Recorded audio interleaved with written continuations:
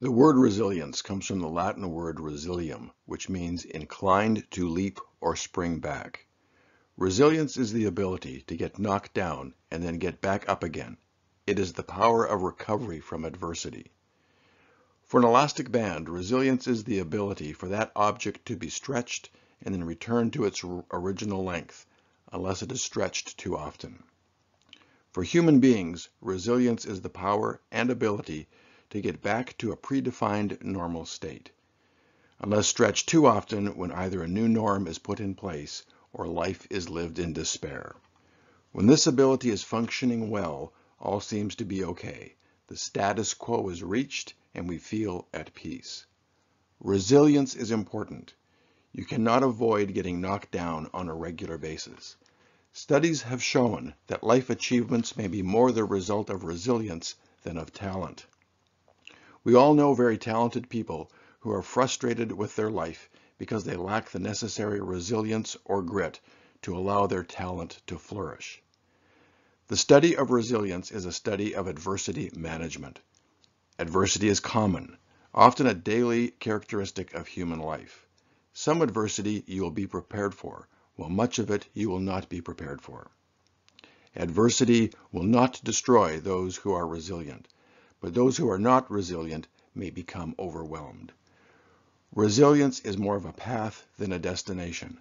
How you walk the path will have a major impact on your experience of life, especially your experience of life's challenges. Where should we look for reliable guidance on resilience? Resilience is affected by all aspects of who we are: physical, emotional, social, intellectual, and spiritual. My opinions on resilience come from four main sources. Firstly, my personal experience with adversity, much of which I was not prepared for. Secondly, the observation of the lives of thousands of patients I've had the privilege to observe over 40 years of medical practice, some who have demonstrated significant resilience in the midst of major life adversity. Thirdly, from a critical review of the current literature on resilience from the world of psychology, philosophy, and theology. And fourthly, from the Bible, God's reliable guidebook as to how we were designed to live our lives, a life of resilience. When troubles of any kind come your way, consider it an opportunity for great joy. For you know that when your faith is tested, your endurance has a chance to grow. So let it grow, for when your endurance is fully developed, you'll be perfect and complete, needing nothing.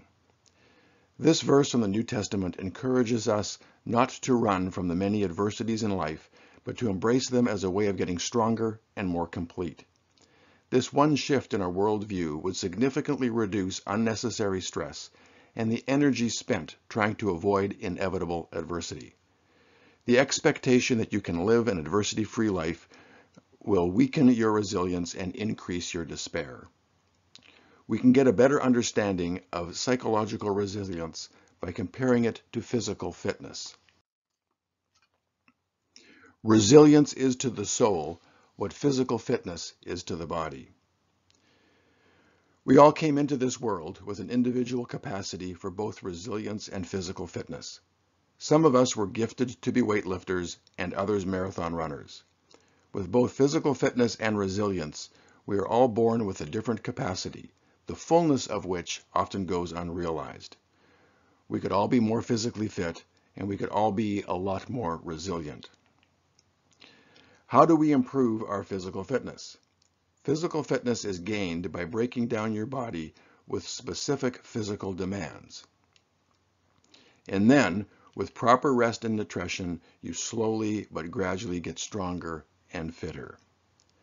Exercise itself does not make you stronger. It tears you down. You get stronger when you rest. Once this process has occurred over and over many times, you are now more prepared to perform better physically.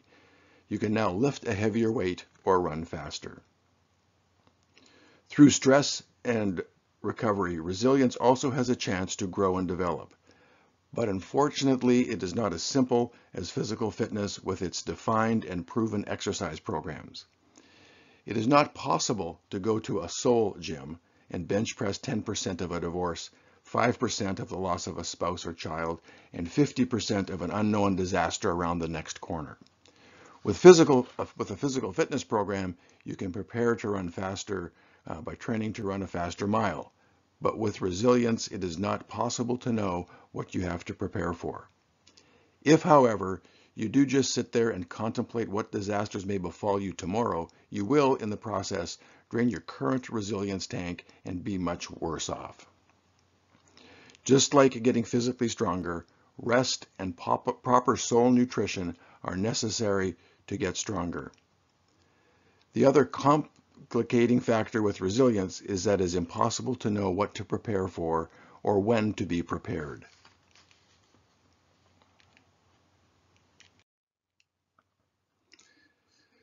There are many benefits of being resilient.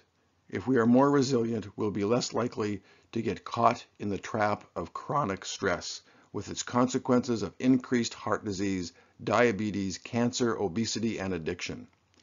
With increased resilience, there is less sense of being overwhelmed by adversity, and therefore an improved ability to cope, along with a significant reduction in stress-induced inflammation, therefore improving our overall immune response. It will also be likely during times of stress, will be less likely to be tempted by diversionary activities that have severe life consequences, like addictions, gambling, or dangerous risk-taking behaviors. With a low level of resilience, there is an increased awareness and impact of chronic daily stress, resulting in chronic anxiety, altered immune system, release of white blood cells from the bone marrow causing increased inflammation, which increases the risk for diabetes, cancer, heart disease, and Alzheimer's. Resilience is a function of the activity of our brain. Resilience is the ability to continue moving towards a predetermined goal, despite obstacles or setbacks. Our brain can gather a massive amount of data and filter it in such a way that we can smell a rose and say that that's a good thing, or can step on a pile of stuff our dog left for us on the lawn and say that is not a good thing. So somehow our brains can gather all this data and filter it into pathways that move us either closer to our goals and rewards or place us in a frustrating holding pattern. These pathways are called by the experts in the field the behavior approach pathway and the behavioral inhibition pathway. The behavioral approach pathway will be the focus of this video, and the behavioral inhibition pathway will be the focus of the video that looks at how resilience gets fractured or destroyed. The behavior approach pathway begins in the cortex, the part of our brain that makes evaluations, decisions, and sets our goals. This pathway is focused on attaining a goal and receiving a reward. What often makes us different individuals is that we have different goals and different anticipated rewards. The behavior approach pathway consists of two brain circuits, the immediate reward circuit and the delayed reward circuit. There's a constant communication between the cortex and the part of our brain that evaluates if a goal is being reached through these two circuits. The purpose of these two circuits is the same: reach the goal and get the reward. If the desired goal is within easy reach and nothing is standing in a way, then the immediate reward circuit is activated. Nerve messages pass to the medial forebrain bundle that is made up of the ventral tegmental area, the nucleus accumbens, part of the thymus, the septum, the amygdala, and the prefrontal cortex. This message passes to the hypothalamus and cortex with the information that a goal is within reach or has been reached. Reward without effort should be appreciated when it comes your way, but it should not be allowed to ever become an expectation. Rewards of greatest value take effort. A life lived demanding immediate gratification will lead to either frustration, despair, or addiction. If the path towards the desired goal is blocked or frustrated, then the delayed reward circuit kicks into gear. This has sometimes been called the punishment circuit. The goal is still reached, but is going to take considerably more effort. When the delayed reward circuit is activated, messages get sent to the preventricular system that is made up of the hypothalamus, thalamus, the central gray substance surrounding the aqueduct of Sylvius, the amygdala, and the hippocampus. The neurotransmitters involved in this circuit are acetylcholine that increase the release of adrenal corticotropic hormone that in turn acts on the adrenal glands, causing a release of adrenaline. We are now ready to fight or flight. Flight does not mean running from the goal or the obstacle that stands in the way of reaching the goal. Flight means we either step around the obstacle, avoid the obstacle, wait for a better time to move forward towards our desired goal, or back up and recalculate the path to achieve the goal. Fight does not mean that we are about to use violence to remove or overpower the obstacle standing in our way. It means that we have to work a little harder, work a little smarter, alter our path a little, or take another run at the obstacle after you've taken time for planning and better preparation. This is the zone or pathway where our resilience can be challenged and strengthened. The immediate reward circuit and the delayed reward circuit both move us closer to our desired goal. One is direct, the other takes more effort. As we get closer to the desired goal and reward messages are triggered, the efforts of the delayed reward circuit move us back into the flow of the immediate reward circuit. At this point, the neurotransmitters GABA, glutamate, and dopamine become active in the ventral tegmental area that sends messages to the nucleus accumbens, where the nerve endings from the ventral tegmental area release dopamine. Dopamine is not the pleasure or satisfaction neurohormone it was once thought to be. Dopamine acts in the shell of the nucleus accumbens that in turn sends messages to the hypothalamus and the prefrontal cortex for the purpose of encoding memories about the reward. How it was obtained, where it was obtained, the environment where the goal was reached, the smells, sights, and sounds present when the reward was experienced. Dopamine messages in the shell of the nucleus accumbens tells our hypothalamus to remember every element of this reward. We want to be able to get it again.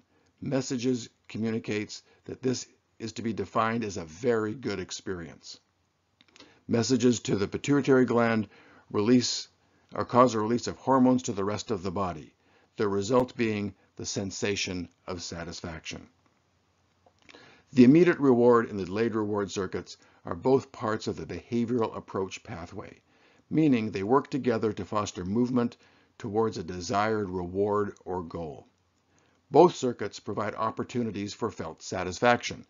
The immediate reward pathway directly with the achievement of the reward, and the delayed reward circuit with both the achievement of the reward and with any little victory along the way over frustration and obstacles.